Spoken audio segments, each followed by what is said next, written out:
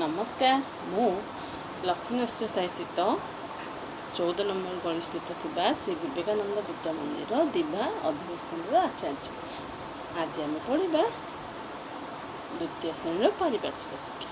पिला माने पूर्व अध्याय आम पढ़ी पारिपार्श्विक शिक्षार क्यों पाठ पढ़ी आम कृषि पाठटी पढ़ी क्यों पाठटी पढ़ी आम कृषि पाठटी पढ़ी ना समस्ते।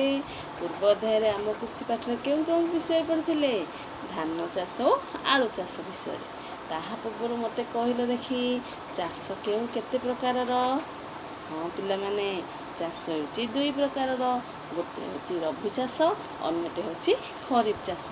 रबी चाष आम क्यों चाष क्यों दिन चाष कहवा शीत दिनिया चाष को आम रबी चाष कहवा।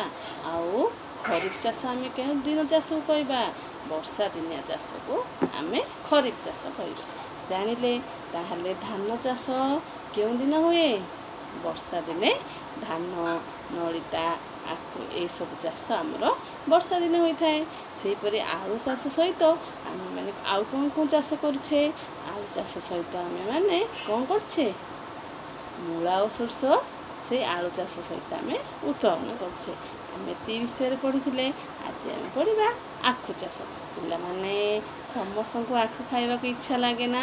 हाँ से आखु चाष विषय पढ़ा। आखु चाष आखुरु आमर कौन हुए चीनी और गुड़। तुम मैंने समस्त चीनी खाओ ना।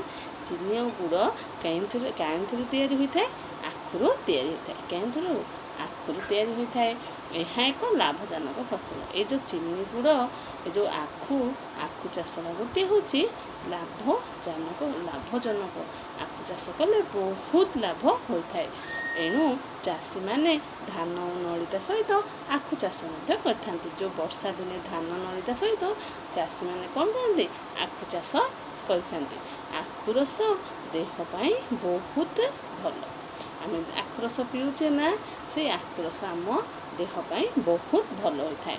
आम राज्यर नयागढ़ बड़म्बा और ढेंकानाल ठारे आमर चीनीकल स्थापित होइछि। आम राज्य किंतु आम आस्कार मध्य आमर चीनीकल अच्छी।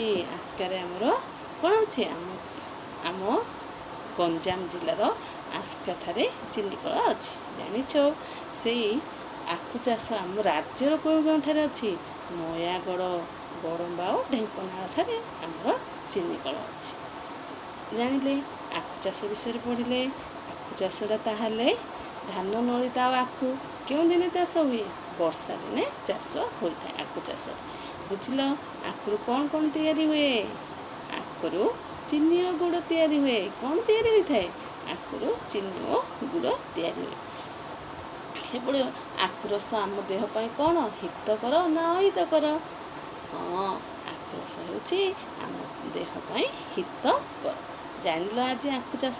ताहले आम राज्यर केउं केउं ठारे चीनीकल अच्छी आम राज्यर बड़म्बा ढेंकानाल आउ कोड़े नयागढ़ ठारे आमर चीनीकल अच्छी। किंतु आम गंजाम जिलार आस्का ठारे चीनीकल स्थापित होइछि। जानिले आउ गोटे पढ़ा नलिता चाष। नलिता चाष धान चाष विषय पढ़ले आखु चाष विषय पढ़ले आलू चाष विषय पढ़ले। एबे पढ़ा नलिता चाष। नलिता चाष मध्य एक वर्षा दिनिया चाष। नलिता हेल्ला आम क्यों दिन चाष करवा वर्षा दिने चाष कर क्यों दिने वर्षा दिने। मु कही ना वर्षा दिने धान नलिता और आखु चाष हुए। सेहीपरि ये नलिता चाष कौन होची वर्षा दिने होता है। नलितार आमर झोट तैयारी हुए। क्यों झोट तैयारी हुए नलितार आमर झोट तैयारी हुए। झोटरू आम अखा सुतुली दौड़ी पाल प्रभृति तैयारी करते आम से नलितार झोट हुए। से झोटरू आम कौन कौन तैयारी करछे अखा सुतुली दौड़ी पाल प्रभृति आम तैयारी करथाउ। आमर पड़ोशी राज्य पश्चिम बंगरे बहुत झोट कल देखाए। आमर पड़ोशी राज्य किए पश्चिम बंग। से पश्चिम बंगरे आमर बहुत कौन देखा जाए झोट कल देखा जाए। आम ओडिशा रे जाजपुर जिलार धान मंडल ठारे गोटे झोट कल। आम ओडिशा रे कोड़े जाजपुर धान मंडल ठारे गोटे झोट कल अच्छी। ବୁଝିଲେ ପିଲାମାନେ? ଝୋଟ ବା ନଳିତା ଚାଷ ହେଉଛି ଗୋଟିଏ ବର୍ଷା ଦିନିଆ ଚାଷ। ନଳିତା ଚାଷ ଗୋଟିଏ କି ଚାଷ? ବର୍ଷା ଦିନିଆ ଚାଷ। ଆଉ ନଳିତାର ଆମର କ'ଣ କ'ଣ ତିଆରି ହୋଇଥାଏ? ନଳିତାର ଆମର ଝୋଟ ତିଆରି ହୁଏ। ନଳିତାର ଆମର ସେଇ ଝୋଟରୁ ଆମେ କ'ଣ କରୁଛେ? ଅଖା, ସୁତୁଲି, ପାଲ, ଦଉଡ଼ି ସମୂହ ପ୍ରଭୃତି ଆମେ ତିଆରି କରୁଛେ। ଆମର ପଡ଼ୋଶୀ ରାଜ୍ୟ କିଏ? ପଶ୍ଚିମବଙ୍ଗ। ଆମ ପଡ଼ୋଶୀ ରାଜ୍ୟ ପଶ୍ଚିମବଙ୍ଗରେ କ'ଣ ଅଛି? ଝୋଟକଳ ଦେଖାଯାଇଥାଏ। ଏହା ଆମ ଓଡ଼ିଶାର ଯାଜପୁର ଜିଲ୍ଲାରେ ଆମର ଝୋଟକଳ ଅଛି, କିନ୍ତୁ ପଡ଼ୋଶୀ ରାଜ୍ୟ ପଶ୍ଚିମବଙ୍ଗର ବହୁତ ଝୋଟକଳ ଦେଖାଯାଇଥାଏ। ତାହେଲେ ପ୍ରଥମେ କହିଲ ନଳିତା ଚାଷ ଗୋଟିଏ କେଉଁ ଦିନିଆ ଚାଷ? ବର୍ଷା ଦିନିଆ ଚାଷ। ସେଇ ବର୍ଷା ଦିନିଆ ଚାଷକୁ ଆମେ କେଉଁ ଚାଷ କହିବା? ଖରିଫ ଚାଷ। ଜାଣିଲେ? ଆଜି ଆମେ କ'ଣ ଜାଣିଲେ? ଆଖୁ ଚାଷ ଆଉ ନଳିତା ଚାଷ। ଏବେ ଜାଣିବା ପନିପରିବା। ପନିପରିବା ଆମେ ଖାଉଛେ ନା ସମସ୍ତେ? ଖାଉଛେ ନା? ଆଳୁ, କୋବି, ବାଇଗଣ, ଏ ପନିପରିବା ମାନେ କ'ଣ? ଆଳୁ, କୋବି, ବାଇଗଣ, ଝଟା, ଏଇସବୁ ଆମର ପନିପରିବା। ଆଉ ବହୁତ ଗାଜର ଅଛି, ବିଟ୍ ଅଛି, ବିଭିନ୍ନ ପ୍ରକାର ମୂଳା ଅଛି, ତୋରଡ଼ା ଅଛି, ସବୁ ବିଭିନ୍ନ ପ୍ରକାର ପନିପରିବା ଅଛି। ସେଇ ପନିପରିବା ଚାଷ ହୁଏ ବର୍ଷା ଦିନେ। ବାଡ଼ି ବଗିଚାରେ ପନିପରିବା ଚାଷ ହୁଏ। କେଉଁଦିନେ? ବର୍ଷା ଦିନେ ଆମର ବାଡ଼ି ବଗିଚାରେ କ'ଣ ହୁଏ? ପନିପରିବା ଚାଷ ହୁଏ। ବାଇଗଣ, କଖାରୁ, ଭେଣ୍ଡି, ଲଙ୍କା, କାକୁଡ଼ି, ସାରୁ ପ୍ରଭୃତି ବର୍ଷା ଦିନେ ଚାଷ ହୋଇଥାଏ। କେଉଁଗୁଡ଼ିକ ବର୍ଷା ଦିନେ ଚାଷ ହୋଇଥାଏ? ବାଇଗଣ ଖାଇଛ ନା? ବାଇଗଣ, କଖାରୁ, ଭେଣ୍ଡି ଏସବୁ ଆମେ କ'ଣ? ଲଙ୍କା, କାକୁଡ଼ି, ସାରୁ ପ୍ରଭୃତି ଆମର ବର୍ଷା ଦିନେ ଚାଷ ହୋଇଥାଏ। ଆଳୁ, କୋବି, ମୂଳା, ବିଲାତି ବାଇଗଣ, ପିଆଜ, ରସୁଣ ଇତ୍ୟାଦି ଶୀତ ଦିନ ହୋଇଥାଏ। କେଉଁ ଦିନ ହୋଇଥାଏ? ଆଳୁ, କୋବି, ମୂଳା ଏସବୁ ଆମର ରସୁଣ, ପିଆଜ ଆମର ଶୀତ ଦିନେ ଚାଷ ହୋଇଥାଏ।